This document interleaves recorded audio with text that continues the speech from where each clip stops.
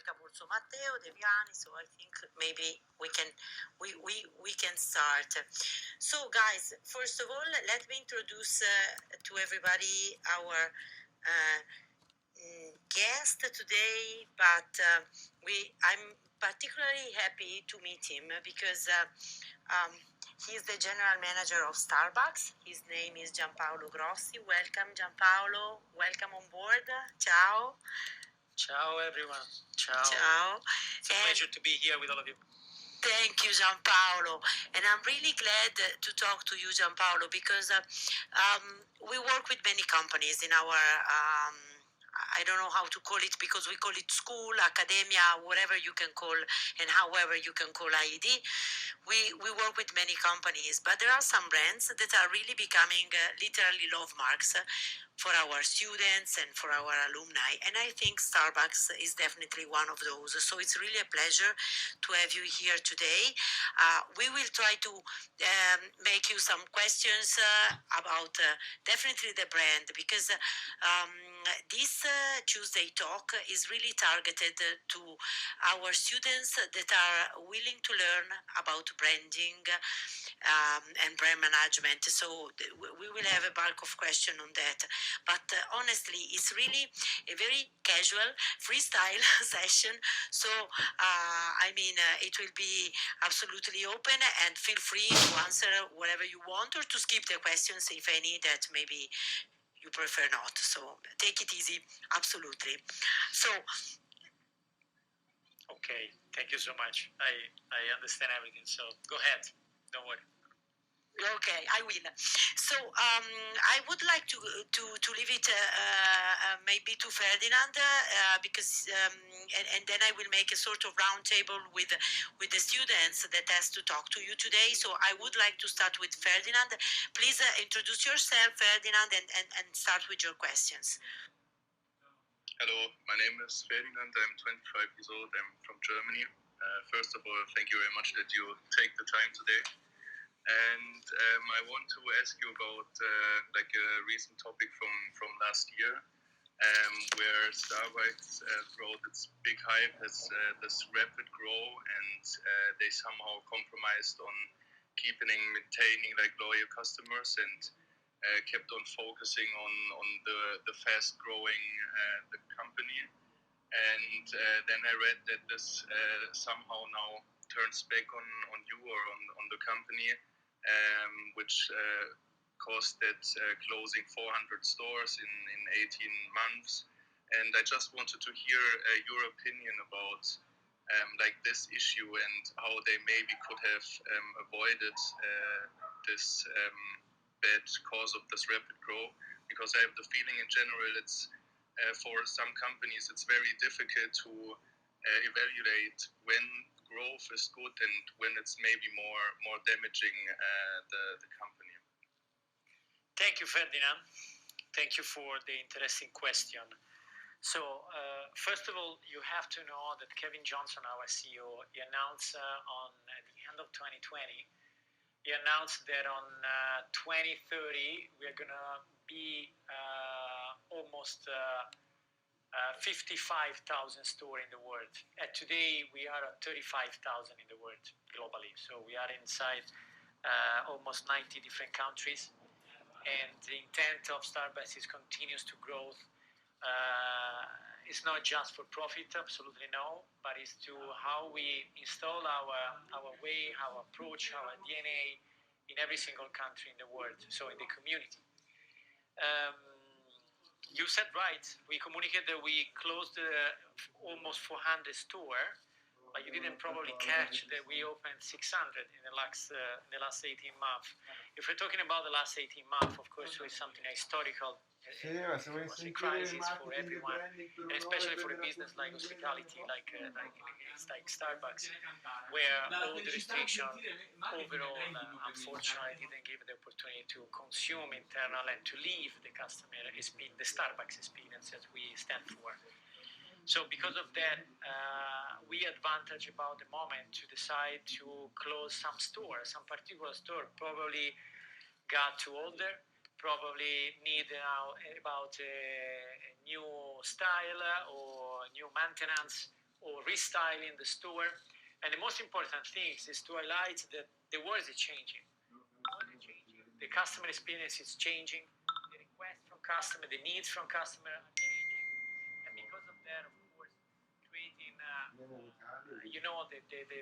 famous dark kitchen style, or like Amazon did something to-go model store, for example, pickup store, for example.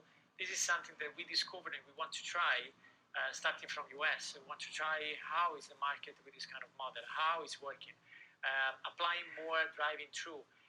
Driving-through, for example, are coming to Italy really fast in a close future, and it's going to be a revolution for the Italians, if you think about it, having coffee, driving on the street.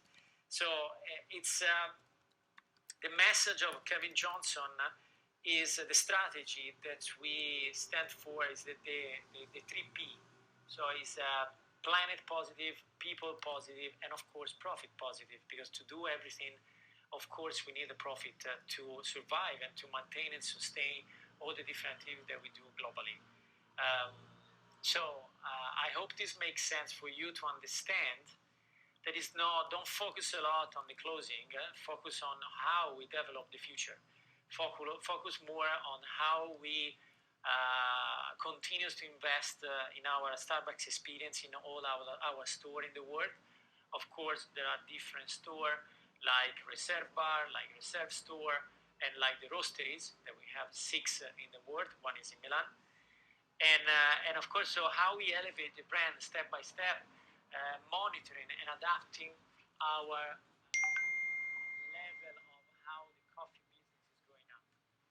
One another message very important, Coca-Cola, for example, they both Costa. And if you think about it, this means how the coffee business is growing in many different countries in the world.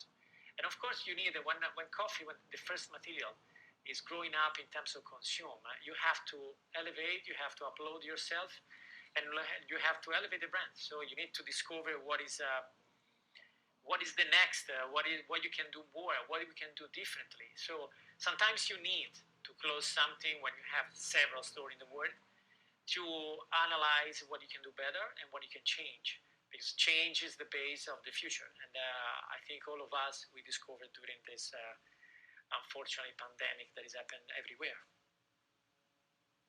Thank you very much. Could I ask another second short questions? Go ahead. When you are starting to close stores, do you also then somehow start a new communication with your consumers in this area to somehow justify the closing, or is it not communicated at all?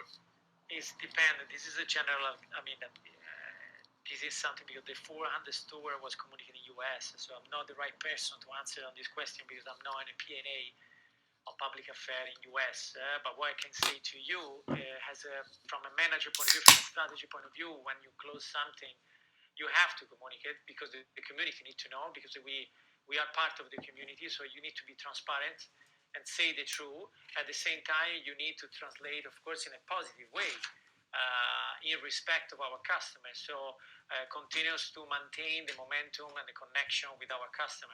So this is so important. So it's not just the closing, but once you communicate something, you need to see also from the optimistic part and for the future acceleration or diversification that we have in place. So respecting, like we said earlier, customer needs and customer requests. Okay, thank you very much. It was very clear. Pleasure, Ferdinand. Grazie Ferdinand, and thank you Giampaolo. It was pretty intense. Chiara, shall I leave it to you? Yes, sure. Buonasera. Ciao. Thank you for being here. I had a question. Actually, I think that for Italy, coffee is a sacred tradition. So when you touch it, maybe people get a little bit mean.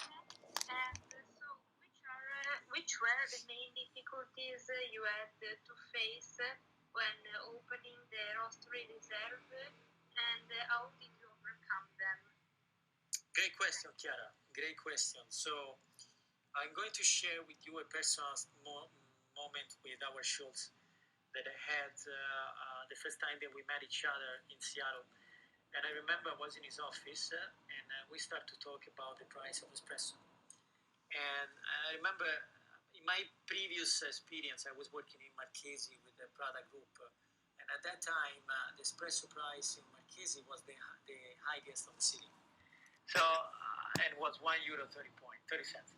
So I remember I said to our Schultz, I said, hey, we need to do something special because the roastery is so important. The roastery is an experience. It's like a museum. It's a full theater where customer can understand all the experience from the green coffee straight to the cup.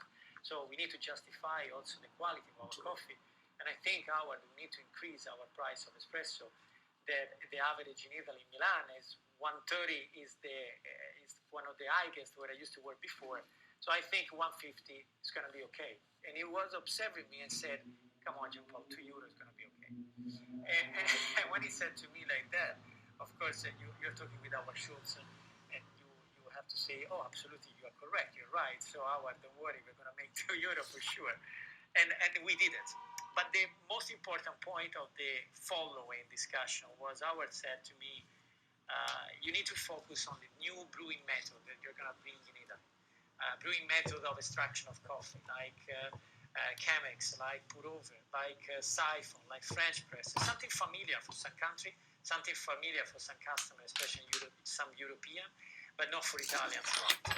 So I remember when I said to him, Chemex, okay, yeah, wonderful. I met the Chemex method probably less than 1 month ago. But when I tried to explain to my father that have you never had the Chemex coffee Chemex, he said to me, what it is a medicine. So my father is 78 years old, and like you said, the Italian culture in coffee is so strong. So I remember that what I said to Howard, I said, we need to start from the right espresso, from the right cappuccino, like Milanese, like Italian would like to get. And after that, we're going to introduce all the different methods once we have the credibility and the trust from the Italians. So in Starbucks, we have a mission and values. We have a statement that is saying to inspire and nurture the human spirit, one person, one cup, and one neighbor at a time. Like the mission is saying, you see, one person, one cup, one neighbor at a time. This is something that I always stand for, and I reflect myself in front of this mission, how you apply yourself. You can be a bigger corporate like we are, you can be a small entrepreneur, you can be a small bar, but you have to apply your passion and your love for what you do to one person at a time, one cup at a time, one neighbor at a time. So what I mean with that, I heard many Italians saying something regarding Starbucks, say something is an American brand, say something that is coffee is not Italian. No one in any coffee business can purchase coffee from Italy. No Lavazza, no Illy, no one, because coffee is not growing in our country. So one day I remember a couple went to the roastery, and I was there. They were something like 75 years old each one for each. And I heard the last five meter when you go out from a store, you do the last comment. And I heard this lady that she said, everything's amazing, the service was good, but coffee, unfortunately, wasn't good enough like the Italian one. And so I catch this lady and I said, hey, can I make a question? Which kind of coffee are you drinking usually? And she said to me, I used to drink for 40 years Lavazza. I said, okay, amazing coffee, because Lavazza is a great company. I grew up with my grandmother that used to give me Lavazza. So I said to this lady, to this couple, I said, can I offer you something? Can I let you try something different? So they gave me 20 minutes, and in these 10 minutes, they sit down on the main bar. It's the huge bar that we have in the middle of the roastery. And we offered to them a siphon in Colombia, or better, Colombia in siphon, I'm sorry. And I came back after 10 minutes of experience, and I went to this lady and I asked her, so how was coffee? Did you like, did you enjoy the experience? Say, oh my God, you don't imagine how we are satisfied. We didn't know anything about Colombia. We didn't know how coffee, where it grows, how it's growing, how we roast coffee. So it was an incredible experience that I never had in my life. And I remember the face of the gentleman that was looking at me like was something like was I don't know was really sad or by the way disappointed. So I said to the lady, I'm sorry, everything was okay with your gentleman. There is a problem. So the lady said to me, no, he's angry with me because he said to me, which kind of coffee you gave me for 40 years? Because I don't know anything where it's come from. So this is just an example, funny example, to give it to you how you need to work every day in one person at a time, one cup at a time, one neighbor at a time to install the culture of what you do.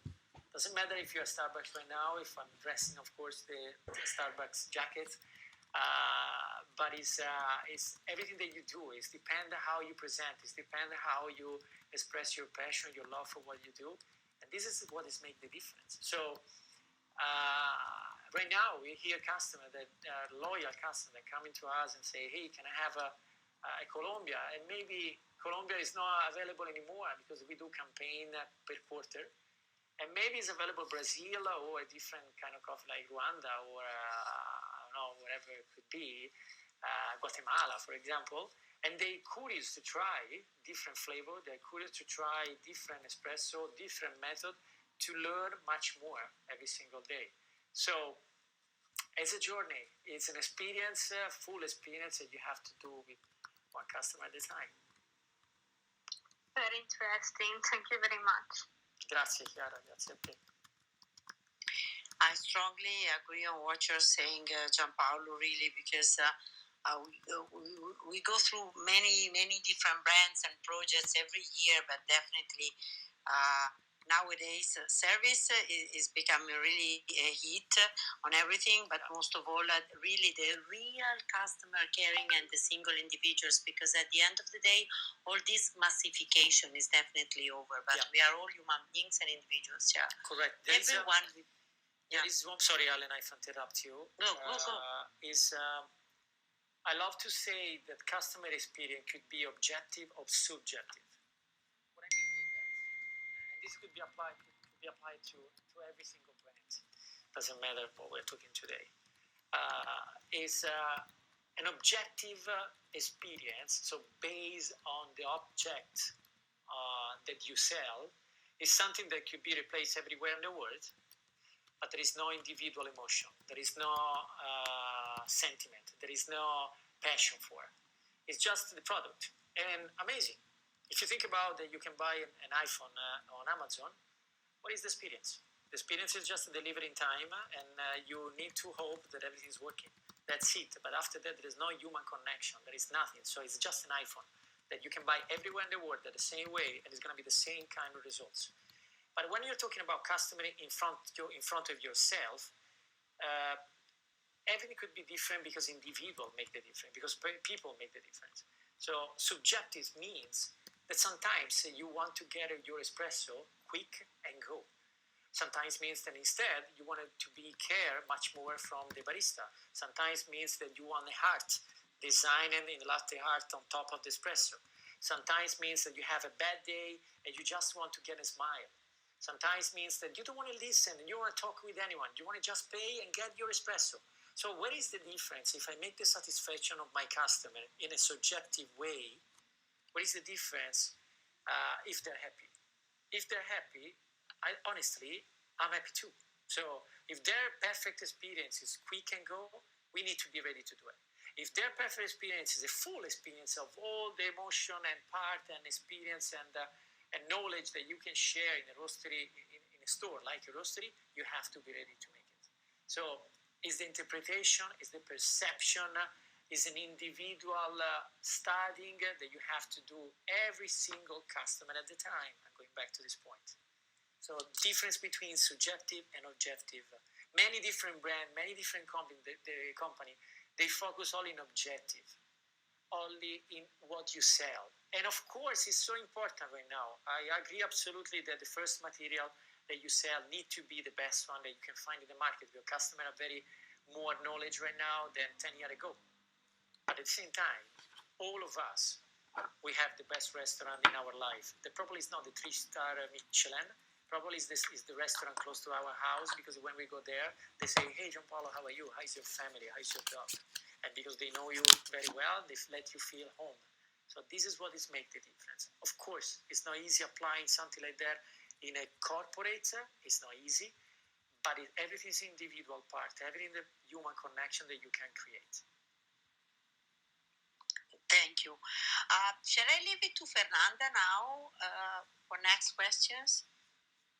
I was actually thinking if I could jump in and ask mine, because I think it's very related to what okay, was talking about. You're more than welcome.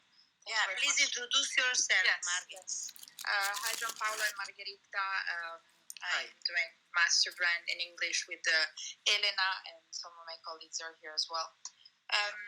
So I actually wanted to jump in right now because I think you partly answered to some of my questions regarding experience, and also my questions were linked to Chiara's question as well.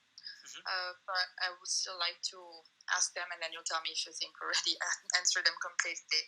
So the first one is obviously the fact that opening Starbucks in Italy took a very long time. I think it took almost 50 years, right, from the opening of the first one.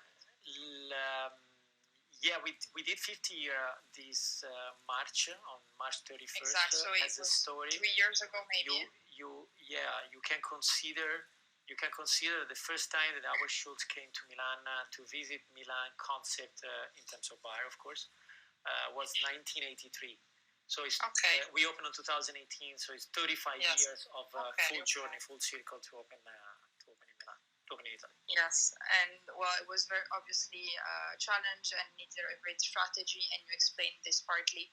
But I wanted to ask you, I actually did a small project on Starbucks launch in Italy during my first year in Yale, because I did my bachelor there as well. And we were talking about like some possible strategies, and so I was wondering if I could ask you, what do you consider to be the main target of the roastery that is in Milan? Do you think that Starbucks in Milan would be stealing, let's say, a part of the consumer base of the local bars, or do you think it's aiming at a different target, maybe more international, younger, or looking for trends, you know? Okay. Thank you so much for the question, Margherita. Thank you. We need to analyze from two different points of view. One is coffee and consumer, and the other one is the strategy for our brand. So let's start from coffee. I'm jumping back about probably 15 years, 20 years ago. When I was going to the restaurant and asking for a glass of wine, 20 years ago probably every restaurant used to make a service on a glass of wine. Because the tradition was to order the bottle. That's it. Right now, when you go to the restaurant, you can see the wine list, and you can see the wine list by the glass, with different kind of options, not just the red one, the white one, and the bubble one, all from the house. So now you see in the red, for example, Chianti, Brunello di Montalcino, or other different. So you can select. So what we've done with the roastery is something really similar with coffee. So we gave the opportunity to know much more about coffee. So Starbucks with the roastery concept opened an highway with a spotlight on the coffee environment. I'm Italian, I love my country, but I can say that unfortunately sometimes we love to be proud for what we are, proud for what we have, but we don't celebrate a lot and we don't promote a lot. It's absolutely, we don't innovate a lot. Until the point that if you think about different community inside our country are much more into it than Italians somewhere else. But we have the best product, we have best people, we have the best designer, architecture, and mentor that you can find everywhere. So what we've done with Starbucks in terms of coffee, in terms of the coming to the market, was just in respect and humility. I respect all the barista and all the different small bar, independent bar where Starbucks learn a lot to go everywhere in the world. Without barista, without bar in Italy, Starbucks today wasn't existing. Because our Schultz saw everything. Because at that time, 1983,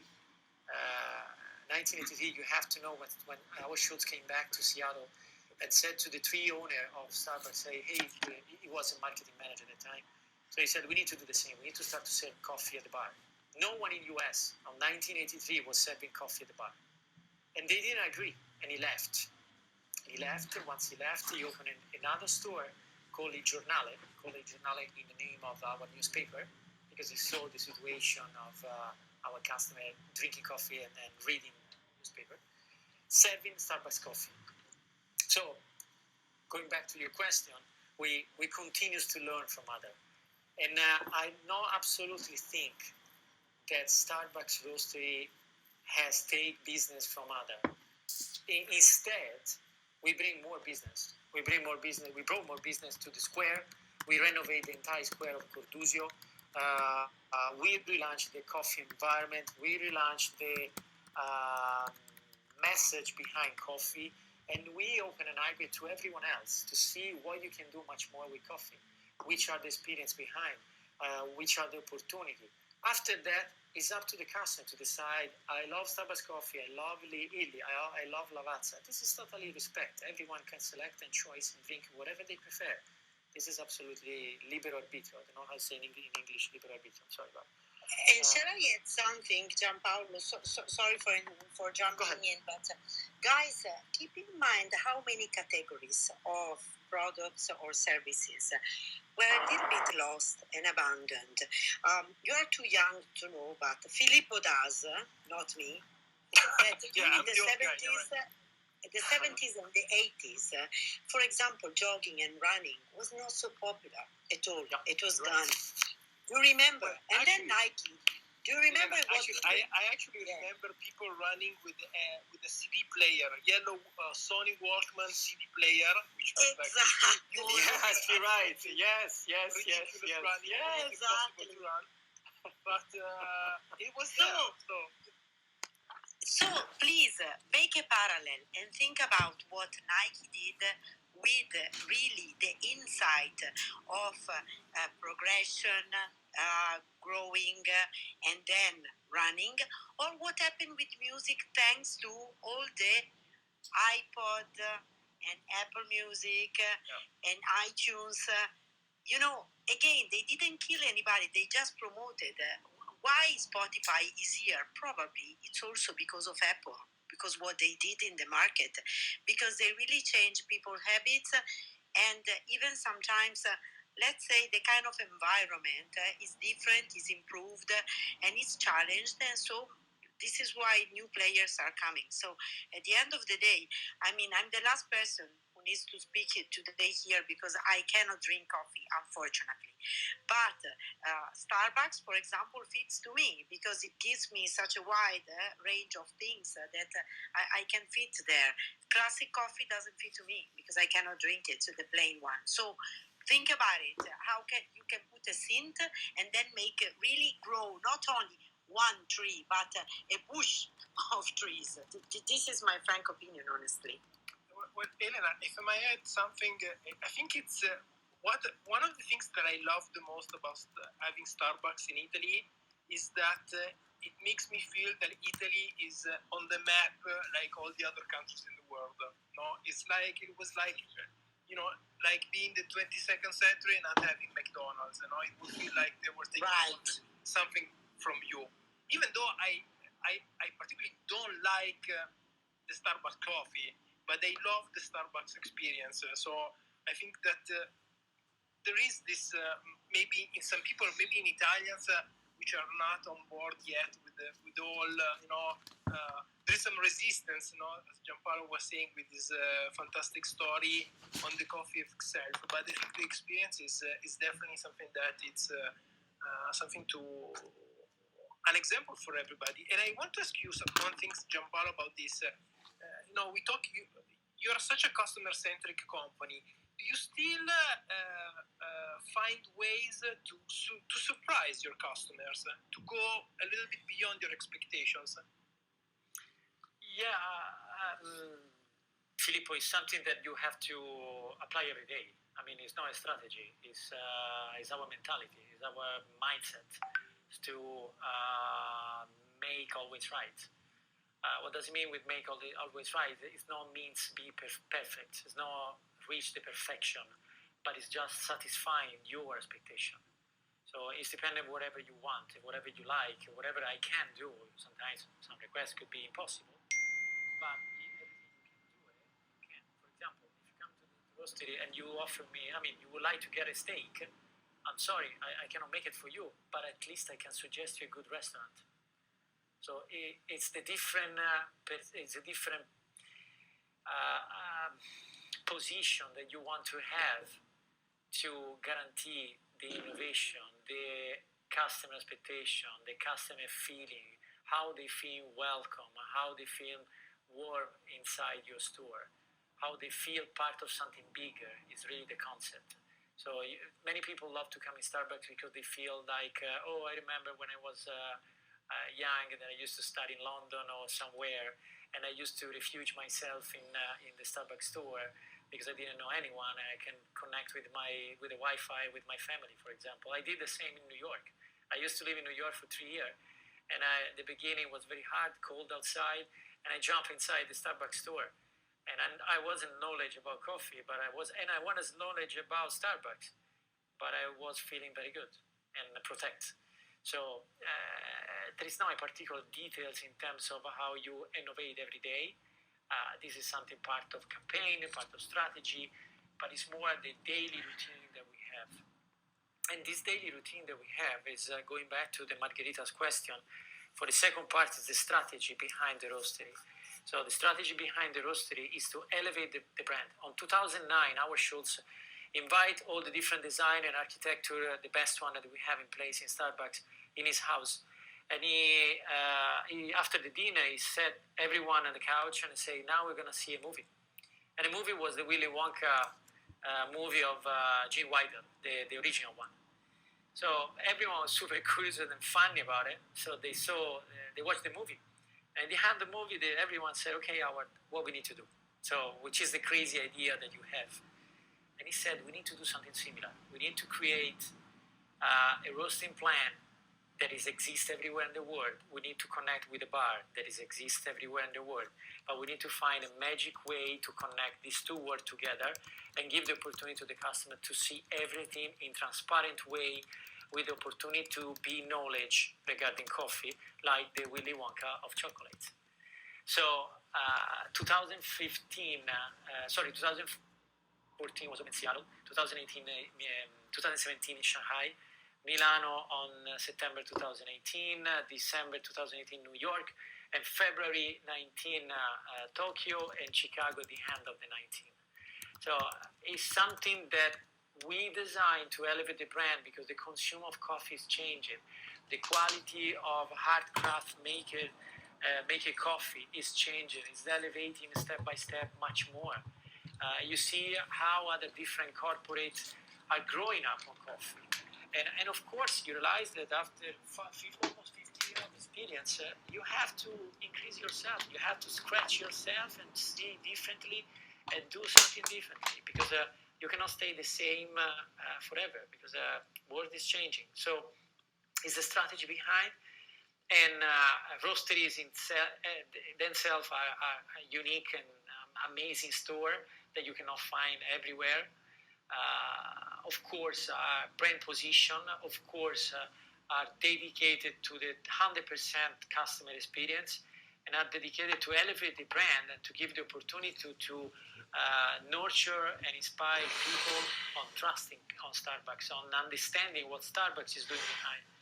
My self-experience when I joined the company, I didn't know anything about Starbucks. I didn't know how we take care about people, how we take care about different community, how we take care about social responsibility overall. And I was amazed about this whole activity that we do everywhere. I've been in Rwanda with the company, and Rwanda on 1994 was under a genocide. More than 1 million people died in just 1 month. And I met women over there that survived of this genocide, that you don't imagine how they love Starbucks, because coffee for them is like gold. And we support the community there. We gave sustainment to survive, to have a house, to have a car to go to work and nurture and cultivate the coffee cherry.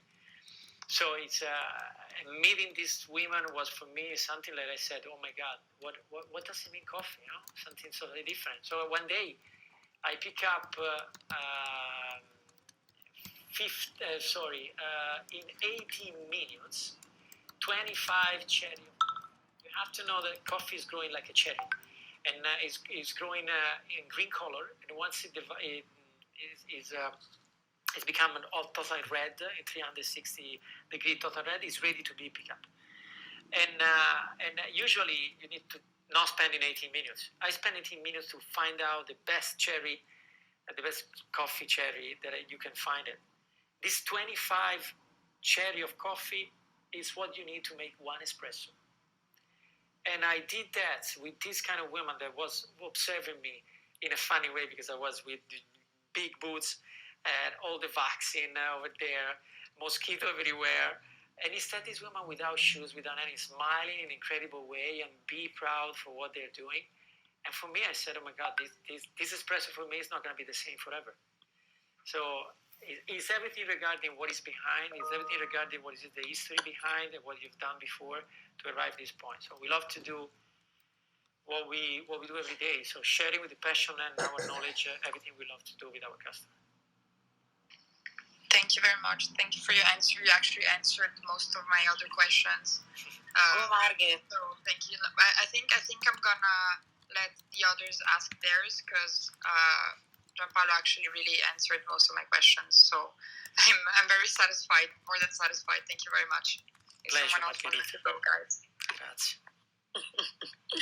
It's an effective torture, Giampaolo. I'm sorry, my students are super curious. Don't worry. This is why we love them. So Fernanda, Raimondo, Gregorio, who wants to jump in to talk to Giampaolo, please. Hi, if I could ask a question. Hi, Sure. I'm Fernanda. I'm from Brazil. And I was thinking that you were saying that customers today are way more conscious than they were 10 years ago. And one of the things that people are really engaged in is how the companies that they buy with, they're not only thinking about the product itself, but the responsibility of the company and the actions that the company makes towards the society or environment. And I've been reading that Starbucks, I think, before 2015, started with the project of the reusable cups. I think you had like an aim of having like 25% of the cups by 2015 or something like that being reusable. I believe that with COVID and everything, it must be affected somehow. And also, I saw that after that, you came up with, just forgot the word, the fully composable cups. And I was wondering, how do you, because even if the cup is fully composable, how do you train the stores or the people who are going to get those cups to do the full process to have them being really composable at the end of the cycle? Yeah, so thank you. Thank you for the question, and you're absolutely spot on this concept, because we are working a lot in every single outlet. Like I said at the beginning, Kevin Johnson, our CEO, one of the point of the strategy for the next 10 years is planet positive. So planet positive means that we want to give back to the planet much more for what we are taking. And there is a lot of campaign right now that we are launching everywhere in every different market. US, of course, in advance as a leader of our brand, and China as well are very forward than Italy. Italy right now is still a very small market today. So what we do in the region, for region I mean EMEA, so Europe, Middle East, and Africa. UK is launching a lot of different projects like this one, like you mentioned, like reusable cup, like we remove all the plastic cup and we introduce the paper cup. There is a project also recycle for every single store, so helping customers to understand where put the garbage in a correct way, and after that we of course take care about the different recycle. There is a project on coffee waste, for example, or coffee exhausted, how we can recycle that. We dedicated a project and reducing the quantity of water that we use to maintain our machine and everything that we have in the store. Of course, this year was not easy. Not easy to continue so this project for many reasons, for social distancing, for contamination. I think you understand this year in terms of reusable cup or something like that was something that we cannot really apply a lot because of safety reason for our customer and for our partner. When I say partner, our barista, our Starbucks partner. So you said right now, brand, by the way, customer are really focusing on what the brand stand for, what their mission, what they really do. Because many companies say a lot, but after that they don't do anything. I'm very proud to be part of Starbucks because we really take care about people in every single aspect. So starting from our partner, we take care about well-being and mental health. We take care about the social responsibility, being part of many different community like LGBTQT, celebrate different momentum in every single country, of course, have a different impact because cultural reason, of course, create different sense. But globally, we stand for the same reason. So respecting one another, we love difference. We love who you are. We love to listen to everyone. Communication is not a cascade communication like many other brands are doing, but it's circle communication. So we go from the bottom to the top and from the top to the bottom of the organization because we love to listen to our partner. And listen to our partner, like that we listen to our customer. And this is the way how we are gonna educate also our partner first to be ready to educate our customer to a new change, to a new environment, to the new respect of our planet or everything regarding social responsibility. So we are in a journey. It's a continued update that we got news from US. From US is coming from UK, where we have our headquarters in the region, and the headquarters giving us opportunity to see what we can apply, what we cannot, following also the restrictions that are in place right now because many different governments are in different position of recovery. So we're looking forward for the future. We're positive for the future, optimistic for the future, to improve much more and to be ready for everything people will need and planet will need. Thank you. This is really nice, and it's really nice the expression "planet positive." Super inspiring. Thank you for your answer. Thank you, Fernanda. We need that. Raimondo, shall I leave it to you? Yes. Hello, I'm Raimondo. Nice to meet you. I'm 24 years old, and I'm from Masterbrand. I'm attending Masterbrand at IAD with Ellen as well. And I'm curious about the integration of social change into the customer experience, because I've been reading that during August 2020, Starbucks opened 2 stores in India, operated entirely by women. And these actions reaffirm your ongoing commitment to diversity, equity, and inclusion across the world. And I'm curious about the process of the decision making of those initiatives in specific countries such as India. And are you going to do something similar even in Italy? So 2 questions. Are you going to do something similar in Italy? And how do you integrate social change into customer experience? Thank you. First of all, I'm jealous about your 24 years old. But good for you. Good question. I'm not in care. I mean, I'm not responsible of the India market, of course. So I don't have general. I can give you just a general answer on that because what I know globally is what we do. And I make an example. We open in South Africa a blind store for blind customers, for example. We open for people that unfortunately cannot speak. With the language of sign, and we have on our green apron, we have the hands that say Starbucks in different position of the hands. So we definitely take care about all the different communities. We open store in US only with a black partner, for example.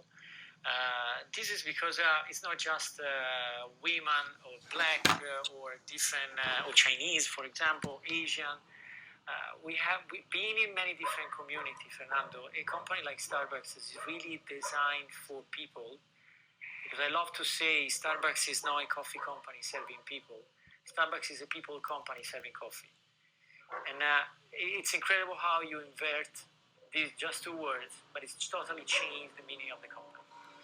And so in every single market where we could see opportunity like this one, like you mentioned in India, we are grateful to have this opportunity to do something like that. We are proud to do something like that, to help and support community in different kind of situation. And I would love one day have the opportunity to do something similar in Italy. Absolutely, it should be fantastic. As again, I said, we are still in a small part of the world, because we are still a few stores in Italy. So compared with the global scale, like in China, we have 14,000 stores. On US, we have more than 10,000 in the North of America. So of course, we are still very young. And we still, let's say, working in our position in what we need to do with Milanese, with Italians, and step by step, we are going to do for sure some beautiful project on something regarding, like you mentioned, in India. I would love, absolutely, I would sign tomorrow morning to do something like that. Should be fantastic. Yeah, so can't wait to see what's happening next. Thank you, Giampaolo. Thank you very much. Thank you, Fernando. Thank you, guys. So I will leave it to anybody else who wants to ask something, guys, because we are right on time, actually, because generally, Giampaolo, we don't make it a full hour, but just slightly less, because, people are quite, in these days, tired to be always connected, whatever. But, I mean, if there's any last question for anybody, you want to raise your hand or open up your microphone, guys?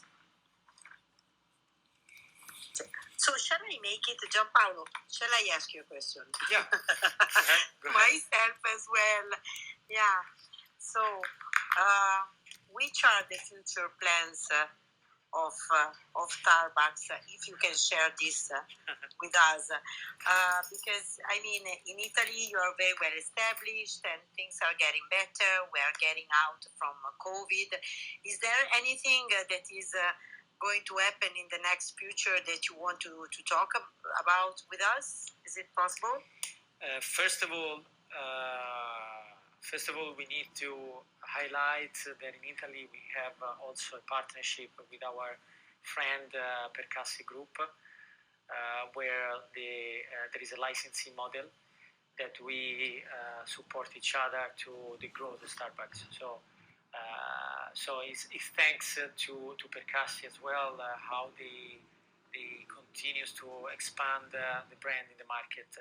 Of course, what I can share with you, the plan starting from 2018 was different. I mean, the acceleration was much higher. But of course, the emergency that can happen after lunch, it's normal. And emergency can happen as something predictable that is happened always in business. But unfortunately, the pandemic, of course, killed our aspiration to do something more right away in the first years.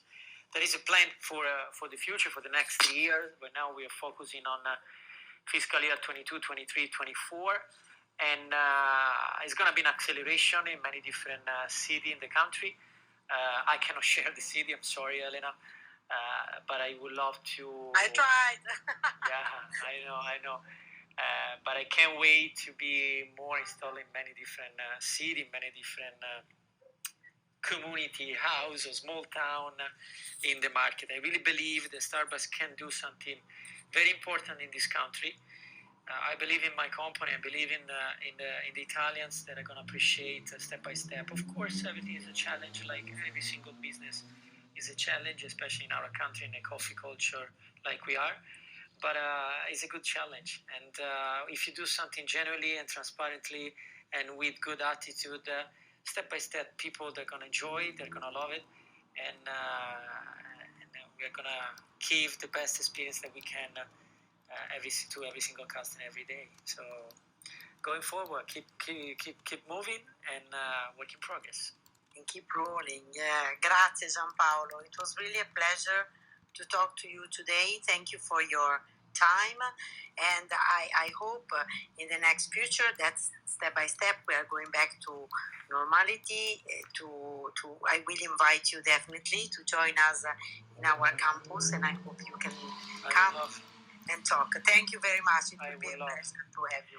Thanks to you, Elena, and thanks to all the participants and the students. Thank you so much to you. Thank you very much. Thank you very much. Grazie. Thank you so much. Ciao a tutti. Bye bye. Ciao. Nice evening, everyone. Grazie ancora Giampaolo. Thanks also to the alumni that I saw you join us even from India. Someone, it's always a pleasure to have you back home. Grazie. Thank you. Bye bye. Grazie. Bye bye. Ciao. Ciao.